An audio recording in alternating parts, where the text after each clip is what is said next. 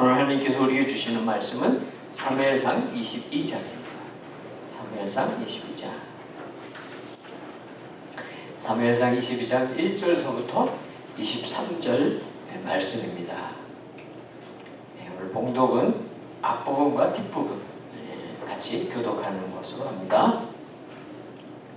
먼저 1절서부터 6절까지만 교독하십니다. 1절서부터 6절까지입니다. 다윗은 가드를 떠나 아둘람 동굴로 피신했습니다. 그의 형제들과 집안 사람들이 이 말을 듣고 다윗을 만나러 그곳으로 내려왔습니다. 그뿐아니라 고통 속에 있는 사람들, 빚진 사람들, 현실에 불만을 품은 사람들이 그의 곁으로 모여들었습니다. 다윗은 그들의 지도자가 됐는데 그와 함께한 사람들은 400명 정도나 됐습니다. 거기서 다윗은 모압 땅 미스바로 가서 모압 왕에게 하나님께서 내게 어떻게 하실지 알려주실 때까지 내 부모가 와서 왕 곁에 머무를 수 있게 해 주십시오 하고 부탁했습니다. 다윗은 그들을 모압 왕에게 맡겨두고 떠났고 다윗의 부모는 다윗이 요새에 있는 동안 모압 왕 곁에 머물렀습니다. 그때 예언자 갓이 다윗에게 말했습니다. 요새에 머물러 있지 마시오. 유다 땅으로 들어가시오. 그리하여 다윗은 길을 떠나 헤렛 숲으로 들어갔습니다. 소식을 들었습니다. 사울은 손에 창을 들고 기브아 언덕에 에셀나무 아래에 앉아 있었고 그의 모든 신하들은 그를 불러서 있었습니다. 이제 18절 가십시오. 18절서부터 23절까지 다시 한번 교독하십니다. 그러자 왕이 도액에게 명령했습니다. 네가 나가서 저 제사장들을 쳐라. 그리하여 에돔 사람 도액이 나서서 그들을 내리쳤습니다. 그날 그는 고운 삼배 에봇을 입은 제사장을 85명이나 죽였습니다. 그는 또한 제사장들의 성 노베에 들어가 남자와 여자, 아이와 가난아기, 소와 나귀와 양들을 칼로 쳐 죽였습니다. 그러나 아히멜렉의 아들이요 아히두베 손자인 아비아달은 몸을 피해 도망쳐 나와 다윗에게로 갔습니다. 다윗에게 사울이 여호와의 제사장들을 모두 죽였다고 말해주었습니다. 그러자 다윗이 아비아달에게 말했습니다. 그날 에돔 사람 도액이 거기 있는 걸 보고 그가 사울에게 분명 말할 줄 알았다. 네 아버지의 온 집안의 죽음은 다 내 탓이다. 진짜 두려워하지 마라. 네 목숨을 노리는 사람이 내 목숨도 노리고 있으니 나와 함께 있으면 무사할 것이다.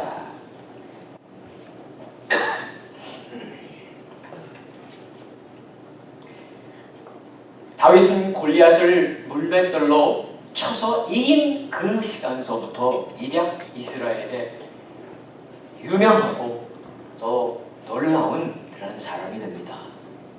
그래서 사울이 그를 아꼈고 사울의 신하요 사울의 장수로 그를 사용합니다.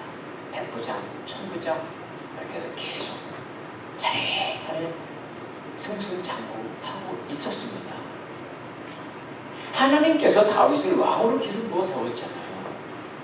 그러면 왕으로 기름 세운 이 마당에 그냥 다윗이 승승장구 평탄하게 아무 일도 없이 계속 있으면 나중에 왕이 되면 될 거 아닐까요? 그런데 하나님은 다윗을 그런 평탄한 길, 순탄한 길로 가게 하지 않으십니다. 사울의 미움을 받고 사울의 살해의 위협을 직접적으로 당했죠. 그런 고난의 길을 가는 것입니다. 이스라엘 안에 아무데도 피할 데가 없어요. 다 체포하라고 명령이 내려져 있습니다. 숨을 데가 없습니다. 그래서 결국 어디로 갔습니까? 이스라엘 지경을 벗어나서 블레셋, 원수인 블레셋으로 간 거예요. 그런데 실수죠. 블레셋의 왕인 아기스 왕의 도움을 받아보려고 갔었지만 그 신하들이 알아봅니다. 그러고 다 들통나 버렸어요. 이제 잡혀 죽을 수밖에 없었습니다. 그때 다윗은 미치 왕위에 연금을 하죠. 근데 하나님은 그 아기스 왕에게 그것도 받아들이게 하세요. 우리 집에 저런 미치 왕이 들여놓지 마라. 그리고 내쫓아버리고 구사일생으로 살아나죠. 어디로 갈 때가 있습니까? 어디로? 이스라엘 땅에도 있을 수 없는 신세고요. 블레셋에 가도 거기서도 살 수가 없고 도대체 어떻게 해요?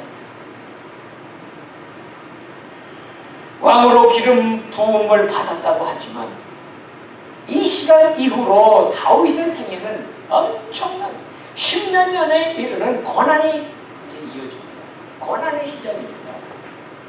다윗이 무슨 잘못을 했습니까?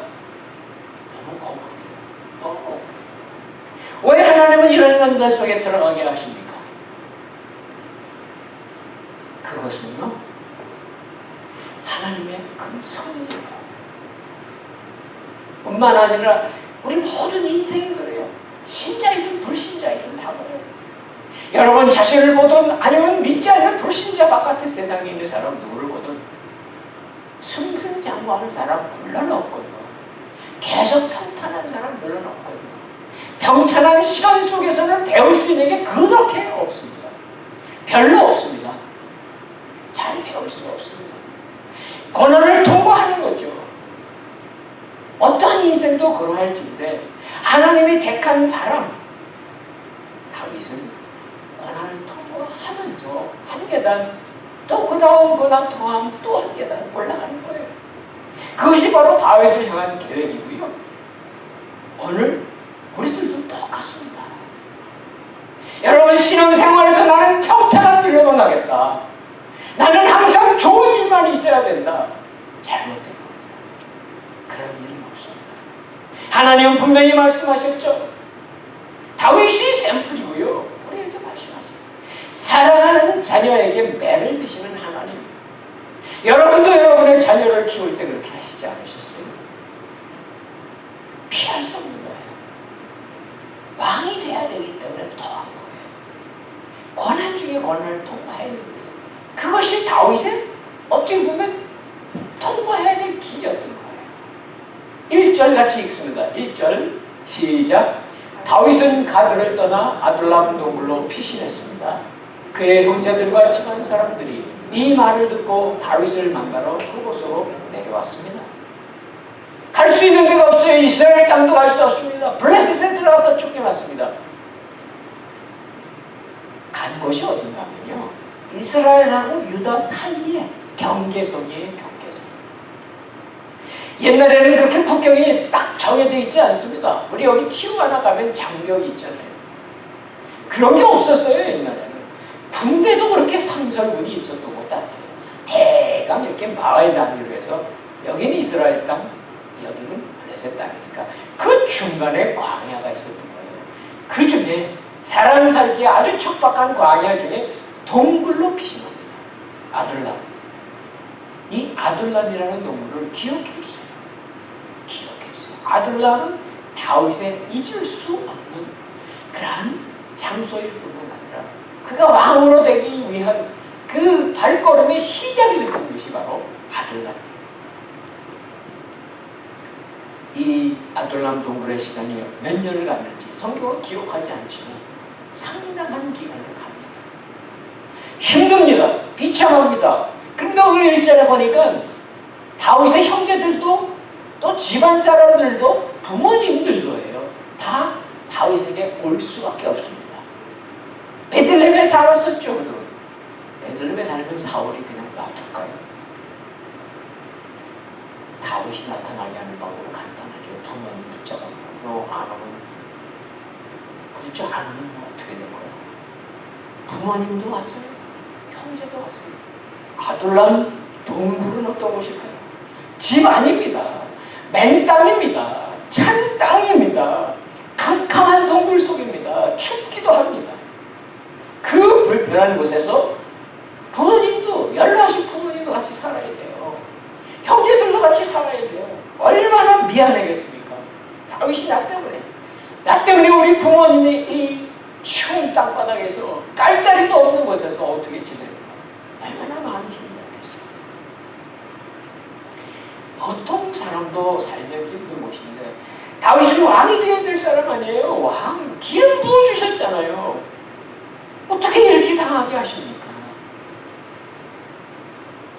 그런데 그곳에 하나님의 섭리가 있는 거예요. 섭리. 2절 보세요. 2절 같이 읽습니다. 2절 시작.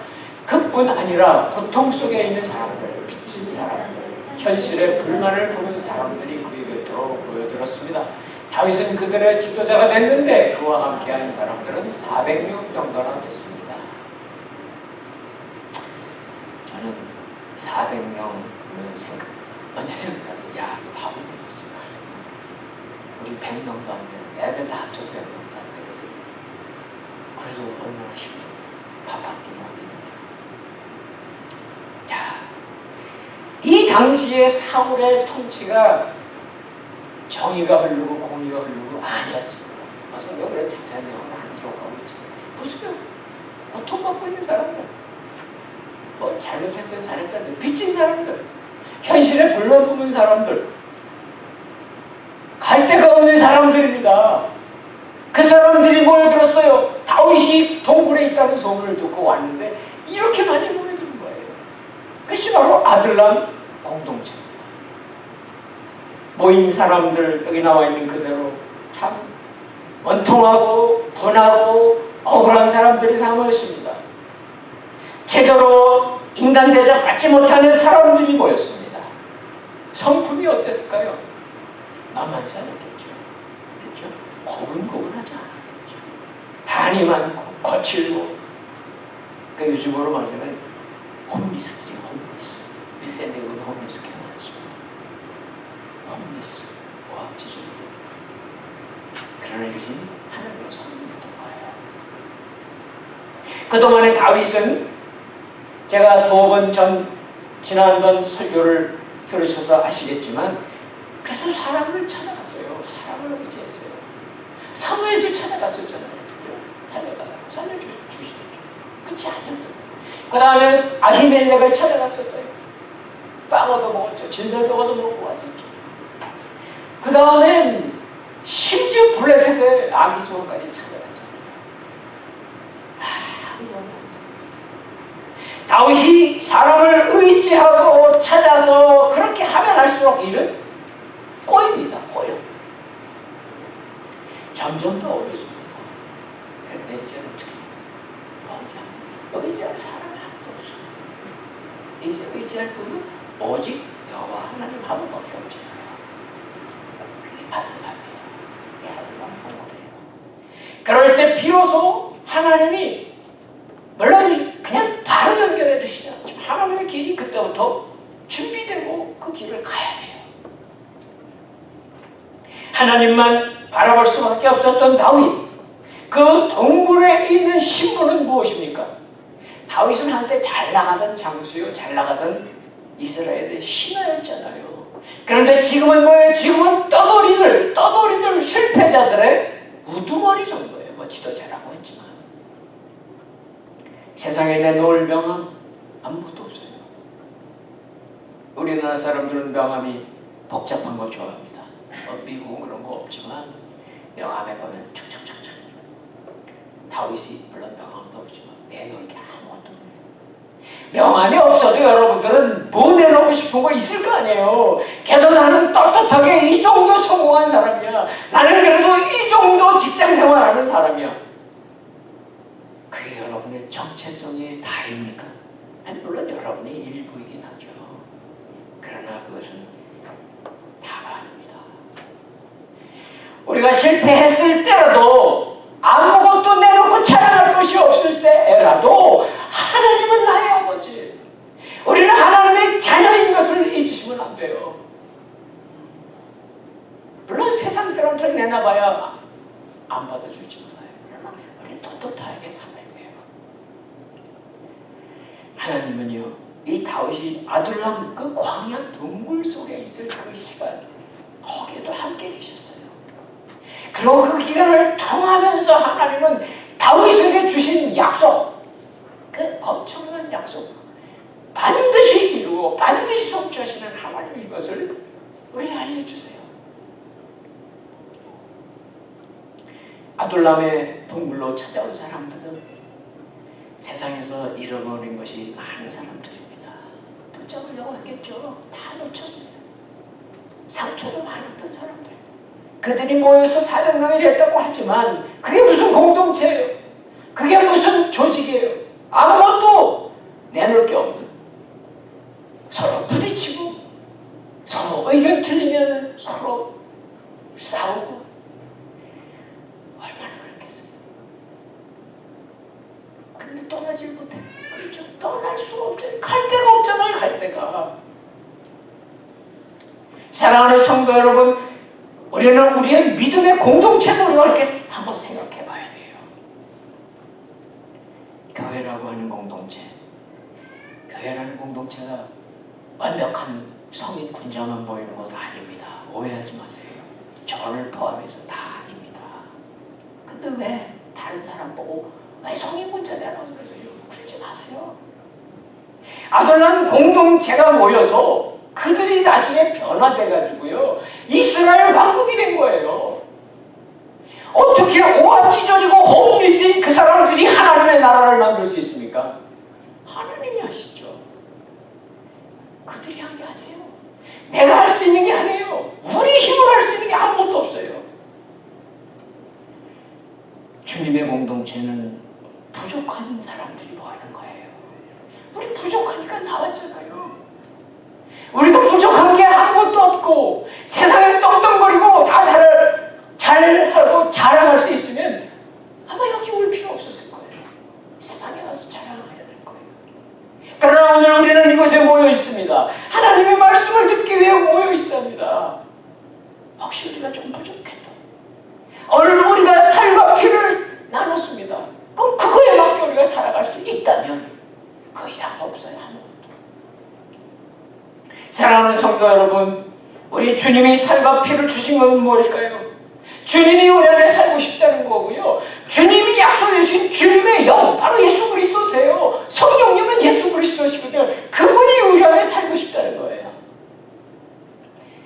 우리 공동체도 그런 주님의 공동체, 그런 공동체가 될 수 있음을 믿으시기를 바랍니다. 3절, 우리 4절 같이 읽을까요? 3절 4절 시작. 거기서 다윗은 모압 땅 미스바로 가서 모압 왕에게 하나님께서 내게 어떻게 하실지 알려주실 때까지 내 부모가 와서 왕 곁에 머무를 수 있게 해주십시오 하고 부탁했습니다. 그리하여 다윗은 그들을 모압 왕에게 맡겨두고 떠났고 다윗의 부모는 다윗이 요새에 있는 동안 모압 왕 곁에 머물렀습니다. 아둘람들이 몇 년인지 몰라요. 뭐 4년인지 5년인지 하여튼 우리가 기록을 좀 보면은 다윗이 쫓겨다니기 시작해서 끝난 게 대략 한 13년 이상 됩니다. 13년 전체적으로. 사울에게 쫓겨다니게. 자, 보세요. 가족들은, 젊은 사람들은 그래도 땅굴 같은 아둘람굴에 살아도 어떻게 견딜 수 있겠죠. 뭐 지푸라기 주워서 하든 나무잎을 주워서. 근데 연로한 부모님이 문제예요. 그래서 3절에 보면 이 부모님을 어떻게 할까? 그래서 궁리했을 거 아니에요. 그러다가 모압 왕을 찾아갑니다. 그러니까 하나님이 가라고 하는 내용은 없어요. 그러나 다윗이 그렇게 가요. 그랬더니 모압은 사실은 이스라엘하고 사이가 그렇게 좋지 않습니다. 모압이든 암몬이든 블라셋이든 아람이든 다 언제든지 이스라엘을 괴롭히는 주위에는 족속들이에요. 그런데 하나님께서는 그 부모님을 피신하게 도와주시는 거예요. 얼마간 좀 맡아주십시오. 우리 부모님만이라도 맡아주십시오. 그래서 4절에 보니까 허락을 받습니다. 허락. 그런데 우리가 여기서 이 모압 족속하고 다윗 사이에는 혈연 관계가 있는 것을 아셔야 돼요. 그러니까 이 모압은 다윗의 먼 외갓집이에요. 외갓집. 그렇죠? 여러분들 뭐 어르신들은 뭐 외갓집 찾아가시는 분들 미국 살면서 외갓집은 어디 있겠어요? 별로 없겠죠. 그럼 외갓집은 참 좋잖아요. 저도 어렸을 때 외갓집에 갔던 기억 지금도 다 생생해요. 외갓집에 사촌들, 외할머니, 외숙모 다 생생합니다. 자, 보세요. 이 모압 족속의 한 여인이었던 룻이 남편 죽습니다. 일찍 사별합니다. 나오면은 아들이 둘 다 죽어버리고 아무 소용 없어요. 남편 죽고 두 아들 죽고 남은 것은 아무것도 없어요. 며느리들 다 이제는 제가 하라고 다 떠나라고 할 때 이 룻은 그 시어머니 나오미를 선택합니다. 붙잡습니다. 그리고 더 중요한 것은 여호와 하나님, 어머니의 하나님이 나의 하나님입니다 라고 붙잡습니다. 그리고 베들레헴으로 왔을 때 하나님은 그 룻의 믿음을 받으세요. 그리고 룻에게 보아스를 만나게 하잖아요. 그리고 그 둘 사이에 후손들이 옵니다. 그리고 그 후손 가운데 다윗이 중손자로 오는 거예요. 이게 그냥 우연한 일일까요? 아니죠. 우연한 일이 아니기 때문에 묻기가 있는 거예요. 오늘 그 부모님, 다윗의 부모님을 맡기러 갈 수 있었던 것, 하나님이 예비해 놓으신 거예요. 하나님. 사랑하는 성도 여러분, 여러분의 가문은 어떨까요? 여러분, 우리가 이렇게 나그네된 삶으로 이방 땅에 와서 하니까 나 혼자 살려고 우리가 얼마나 발버둥 칩니까? 친척 있는 분도 있지만 대부분 없잖아요. 나 혼자 살아남아야지. 아닙니다. 여러분의 부모님도 계시고 조부모님도 계시고 또 여러분의 자녀도 있고 또 자녀도 올 거예요. 여러분이 하나님의 자녀가 된 이상 여러분의 가문을 인도하시고 섭리하시는 분 하나님이 계심을 믿으시기를 축원합니다. 혹시라도요, 혹시 내 부모님, 조부모님, 조상에 대한 원망도 있을 수 있어요. 혹시 믿지 않는 분이라 상관없어요. 아무 상관없어요. 그러나 우리 가문을 통해서 하나님 일하고 싶어 하세요. 여러분을 통해서 일하고 싶어 하세요. 그래서 다윗도 부모님은 이제 왕 옆에 가까운 데 맡겨놨죠. 자기들 400명은 어떻게 왕곁에 있을 수는 없잖아요. 이 본문에는 자세하게 안 나지만 전후 문맥을 보면 모압 땅의 어느 광야에 또 가서 요새를 들고 있었어요. 지금 거기서 살지만 어떻게 해요? 거기서 어떻게 살아요? 그러니까 아둘람에서는 이미 떠났어요. 아둘람 그래서 몇 년 있다 떠나서 모압 땅에 가서 또 있는데 몇 년을 있는지 모르지만 있는데 계속 있을 수는 없잖아요. 그런데 때가 되자 하나님이 말씀하세요. 5절 같이 읽습니다. 5절 시작. 그때 여행자 갓이 다윗에게 말했습니다. 요새에 머물러 있지 마시오. 유다 땅으로 돌아가시오. 그래야 다윗은 길을 떠나 헤렛 숲으로 돌아갔습니다. 때가 중요합니다. 때. 우리 때 말고요. 하나님의 때. 하나님께서는 다윗이 외국에 이방 땅에 머물고 있는 것을 이제 마무리하라는 거예요. 그리고 다시 조국으로 돌아오는 거예요. 유대 땅으로 돌아오는 거예요. 그런데 돌아와 봐야 어떻게 되겠습니까? 만일 돌아온다면 어떤 일이 벌어지겠습니까? 사울이 기다렸다는 듯이 붙잡겠죠. 그거 죽일 거예요. 얼마나 두렵습니까? 그 다음에 하나님 말씀하시잖아요. 유다 땅으로 들어가시오. 들어가야 합니다. 우리도 그렇습니다. 우리도 우리 앞에 어려운 일을 피할 땐 또 피하기도 하지만 어떻게 계속 피할 수 있어요? 그렇죠? 하나님 말씀하십니다. 우리가 믿음의 사람이라 할지라도 어려움을 당할 수 있잖아요. 그럴 때 하나님 말씀하시면 피하지 말고 다시 그 문제 속으로 들어가야 돼요. 그럴 때 하나님이 그 다음 길을 인도해 주시는 거죠. 그래서 즉각 하나님 말씀 듣고 다윗은 유다로 돌아옵니다. 물론 이제 아둘람 굴은 아니에요. 여기 보니까 헤렛 숲입니다. 헤렛이라고 하는 것은 이 또한 블레셋하고 이스라엘 그 중간에 어느 광야 어느 지역이에요. 그러니까 숲이니까 뭐 유다 예루살렘 가면 그 숲이 별로 없어요. 여기도 그렇잖아요. 여기 샌디에고 근처에 숲이 있습니까? 숲 없죠. 그래도 골짜기엔 숲이 좀 있잖아요. 그런 곳에 피할 수 있는 곳에 가서 자리를 잡습니다. 자, 이 내용, 유다 땅에 다윗이 나타나는 내용을 사울이 어떻게 들을까요? 듣습니다. 다 첩보가 다 움직이죠. 그래서 6절에 보니까 이 소식이 전해집니다. 사울에게 누군가가 밀고 합니다. 다윗과 그 일당들이 나타났습니다. 찾아냈습니다. 그래서 사울이 창을 들고 출격한 거예요. 군사들을 모으고 기브와 언덕 그곳에 모여 있습니다. 신하들도 다 같이 있습니다.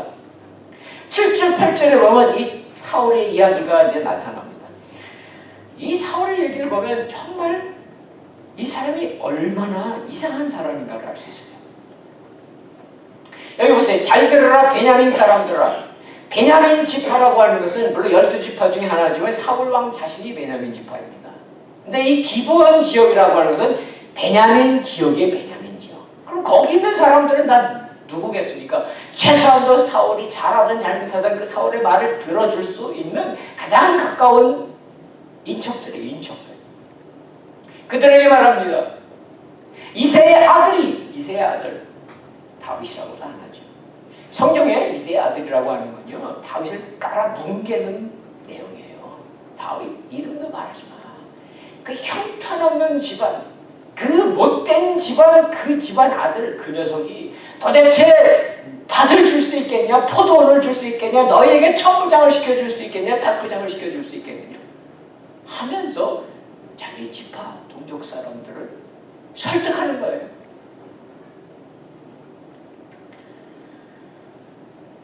이 베냐민 사람들, 아니 부족 감정을 부추기는 거죠. 부족 감정을 어떻게 보면 내 말대로 하는 게 내 뜻대로 해달라는 거예요. 그런데 이 백성들이 바보가 아니에요. 아무리 사울이 왕이고 자기 지파의 왕이라고 할지라도 알죠. 다 합니다. 사람들은 뭐라는가 하면 다윗이라고 하는 사람이 원래 충성스러운 신하였던 걸 알죠. 다윗이 얼마나 이스라엘을 위해서 잘 싸웠는지도 알고. 그런데 지금 다윗을 뭘 만들고 있어요? 사울은 배신자, 역적이라고 하는 거니까 이상한 말이에요. 아무 소리 안 하고 있습니다. 입을 모두 꽉 다물고 있습니다. 8절 보세요. 8절. 8절에 보니까 아무도 입을 열어주지 않습니다. 왕이여, 왕의 말씀이 옳습니다. 아무도 동조해주지 않습니다. 그렇죠. 사울은 어떻게 의심하느냐? 이게 의심하는데 너희들도 내 말 안 듣는다. 나를 위해 염려해주는 사람이 한 사람도 없구나. 그리고 또 뭘 의심해요? 끝에 보면 내 아들 요나단이 내 신하를 시켜 어디라도 매복해 나를 치라고 했다고 의심하는 거예요. 의심은 누가 시킵니까? 사단이죠. 사단. 악한 영이 들어가 있는 사울에게 나타나는 그 성품이 어떤 걸 보여주는 거예요. 자, 그럼 자기 같은 인척도 아무 데도 안 하고, 그럼 정신 차려야죠. 그런데 그러한 상황에 이러한 기회를 이용하는 사람이 있다는 거예요. 바로 출세를 노리는 자가 있습니다. 자, 9절, 10절 같이 읽습니다. 9절, 10절 시작. 그때 에돔 사람 도액이 사울의 신하들 가운데 서 있다가 말했습니다. 이새의 아들이 노브로 와서 아히두베의 아들 아히멜렉을 만난 것을 보았습니다. 아히멜렉은 그를 위해 여호와께 여쭈었고 먹을 것도 주고 블레셋 사람 골리앗의 칼도 주었습니다. 이 사울의 신하가 여러 명인데 그 신하들도 아무 소리 안 하는데 과잉 충성을 하려는 한 사람 도액이 나타난 거예요. 그는 매우 간교한 자입니다. 이런 기회를 놓칠 리가 없습니다. 자기가 가장 충성스러운 신하인 것처럼 포장합니다. 그리고 사울이 듣기 원하는 그런 정보를 흘려주는 거예요. 그는 에돔 사람입니다. 에돔 사람에겐 하나님 없습니다. 에돔 사람에겐 제사장 있으나 마나합니다. 아무도 두려워하지 않는 사람입니다. 오직 왕의 인정만 받습니다. 출세만 하면 됩니다. 사울은 사실 자기 지파 사람들에게 왜 이야기했을까요? 그건 자기 동조자를 찾고 있었던 거예요. 나한테 동조할 한 사람이라도. 근데 아무도 동조해 주지 않는데 한 사람이 드디어 나타났어요. 도액은요, 사실 이 다윗이 아히멜렉을 찾아갔을 때 그 상황 다 봤습니다. 다 압니다. 어떤 건지도 알아요. 아무 음모꾸민 것도 없고, 사실 다윗이 배고파서 갔었잖아요. 사흘 동안 굶어서 배고파서 갔던 거고, 간신히 진설병 얻어먹었잖아요. 그리고 아무 무기도 없으니까 무기가 혹시 있느냐 그랬을 때 자기가 옛날에 승리 얻었던 그 골리앗 죽였던 했던 것밖에 없어요. 그런데 우리가 읽었던 대로 이 전달하는 내용을 사실인데, 사실을 전달하는데 그 사실을 말하면서 사울이 어떻게 듣게 전달하고 있었습니까? 음모꾸민 걸로 전달하죠.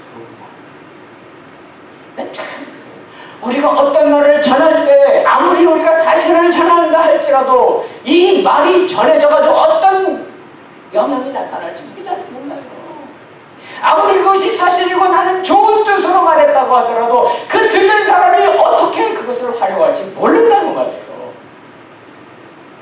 사랑하는 성도 여러분, 우리가 남의 얘기할 때, 누구 얘기할 때 참 조심해요. 왜냐하면 우리가 누구 얘기를 할 때 특별히 다른 사람의 좋은 점을 얘기한다면 그렇진 않아요. 그러나 다른 사람을 약간 틀려고 하는 이야기를 하려고 하면 반드시 사탄이 틈탑니다. 사탄이 틈타는 거예요. 그 사이에. 도액은 누구입니까? 자기의 욕심 때문에, 야망 때문에 하나님을 대적하는 사람이에요. 에돔 사람이고. 사울은 누구예요? 다윗에 대한 아주 말할 수 없는 증오심 때문에. 말할 수 없는 그 증오심으로 낳는 열매가 무엇입니까? 이건 사람으로서는 할 수 없는 거예요. 대학살로는 거예요. 11절, 12절, 13절 보시면 찹쌀이라고 읽지 마세요. 자, 그래서 이제 그 아히멜렉 끌려옵니다. 제사장도 다 끌려왔어요. 신문을 왔습니다. 12절 보세요. 13절을 바로 봤어요. 13절 보니까 너희들 공모했지. 이새의 아들 그놈하고 너희들 공모했지. 나를 대적할 수 있냐? 왜 빵 줬어? 왜 하나님한테 물어봤어? 왜 칼 줬어? 이렇게 신문합니다. 14절 하고 14절에 아히멜렉 대제사장의 리더입니다. 왕에게 설명합니다. 사실 이 왕에게 하는 설명 보세요. 왕의 신하들 가운데, 그죠? 사울 왕의 신하들 가운데 다윗만큼 충성된 사람이 누가 있습니까? 정신이 좀 차려야 돼요. 또 그 다음에 그는 왕의 사위 아닙니까? 정신 차려야죠. 그는 왕의 친위대장 아닙니까? 정신 차려야죠. 왕의 집안에서 가장 존경받는 사람 아닙니까? 정신 차려야죠. 사울이 정신 차립니다. 그렇죠. 원래 그랬던 사람이었기 때문에 다윗이 올 때마다 아히멜렉 대제사장은 그를 위해 기도해 주었습니다. 기도해 주었습니다. 그날도 왔었기에 기도해 주었습니다. 뭐가 잘못됐습니까? 이 좋은 사람은 없습니다. 그때 16절. 그냥 사울은 다른 건 다른 생각이 아무것도 안 납니다. 아히멜렉아 너는 분명히 죽을 것이다. 너와 내 아버지 온지라도 죽게 될 것이다. 그리고 나서요 17절에 보면 명령을 내립니다. 다 죽이라고.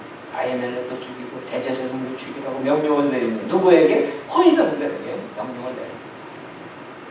호위병들의 명령을 내리는데 17절 뒤에 보면 이런 명령을 왕의 신하들은 자신들의 손으로 여호와의 제사장을 치기를 꺼렸습니다. 당연하죠. 어떻게 제사장을 죽여요? 아무도 제사장을 죽이는 사람이 안 나옵니다. 그럼 정신 차려야죠. 안 됩니다. 그래서 누구에게 명령을 내립니까? 18절. 도액에게 명령을 내립니다. 네가 나가서 저 죽여라. 결국 그날 거운 300 에봇을 입은 제사장 85명을 죽입니다. 뿐만이 아니에요. 19절에 보세요. 제사장들의 성에 쳐들어가서 이 도액이라는 사람이 다 죽입니다. 어린애기도 갓난애기도 죽입니다. 다 죽이고 소도 나귀도 양도 다 죽입니다. 어떻게 이러는 거야? 인간으로서는 할 수 없는 문제죠. 이것이 바로 사단이 하는 일이에요. 사단이야. 하나님은 이 비극 속에서도 일하고 계셨습니다. 20절 보세요. 20절. 마무리할게요. 20절 보시면 아히멜렉의 아들 한 사람이 있었어요. 그 한 사람이 탈출합니다. 그래서 아비아달인데 다윗에게는 탈출을 갑니다. 그리고 다윗에게 다 보고를 줍니다. 22절 22절 보세요. 다윗의 마음은 말할 수 없습니다. 도대체 이 85명만 죽은 게 아니잖아요. 그 가족들 죽었으면 수백 명 다 죽었을 거예요. 그 소식을 듣고서 다윗이 말합니다. 내 아버지의, 그렇죠? 아히멜렉과 모든 그 집안 제사장의 죽음의 책임은 다 내 탓이다. 맞습니다. 사실 다윗을 죽이려고 했었던 그 미움이, 그 증오가 결국은 이런 일을 일으켰죠. 다윗이 아베델에게 말하는 내용이 나오죠. 그날 에돔 사람 도액이 거기 있을 때 그가 사울에게 분명 말하죠. 내가 잘못했다. 내 탓이다. 그러면서 23절 마지막에 말합니다. 나와 함께 있자. 두려워하지 마라. 네 목숨을 노리는 사람이 내 목숨을 노리고 있고 나와 함께 있으면 무사할 것이다. 하나님은 다윗을 지켜주십니다. 다윗과 함께 있는 사람도 지켜주십니다. 사랑하는 성도 여러분, 다윗이 아둘람 동굴 시대부터 시작했던 이 고난의 시기로 바로 다윗에게 아무도 의지하지 말고 오직 하나님 한 분만을 의지하라. 그리고 내가 공급해 주는 것만 받으라고 이렇게 훈련시키는 시기예요. 그것을 경험하는 시기예요. 고난은 원치 않습니다. 우리도 원치 않습니다. 힘든 일입니다. 그러나 그 가운데 우리는 우리의 영혼을 다스리는 법을 배우는 거예요. 그래서 우리는 하나님 안에 믿음의 닻을 더 깊이 내릴 수 있게 되는 거예요. 모든 것이 안 되는 겁니다. 모든 사람이 도움을 할지라도 우리는 다윗처럼 그 고난 속에서 하나님을 찬양했던 다윗처럼, 그 많은 시편을 썼던 다윗처럼 그렇게 하나님을 찬양할 수 있게 될 수 있음을 믿으시기 바랍니다. 다윗의 고난이 하나님의 축복으로 바뀝니다. 동일하게 오늘 우리들에게 당하고 있는 어떤 어려움도 예수 그리스도 안에 있으면 우리들에게 놀라운 축복으로 바뀌심을 믿으시기를 주님의 이름으로 축원합니다. 기도하겠습니다. 하나님 아버지, 우리의 삶 속에 우리가 모든 일이 잘 되고 평탄하기를 바랄 때가 너무 많습니다. 모든 게 내 생각대로 되기를 원할 때가 많습니다. 그러나 그런 일도 없거니와 그러한 일이 있을 때 우리는 정말 세상으로 달려가는 그런 사람들 아닌가요? 하나님은 원치 않으실지라도, 아니 혹시는 하나님의 훈련을 위해서도 우리에게 주시는 고난 속에 있다면, 다윗이 아둘람의 그 시기를 이겨낼 수 있었고 오히려 하나님을 찬양할 수 있었던 것 같이 우리들의 상황과 상관없이 오직 여호와 하나님을 바라보고 하나님을 찬양하며 이 고난 뒤에 우리에게 예비된 그 놀라운 축복을 바라보며 오직 예수 그리스도 그분을 의지하며 승리하는 하나님의 자녀들 되게 해 주시옵소서. 예수 그리스도의 이름으로 기도드립니다. 아멘.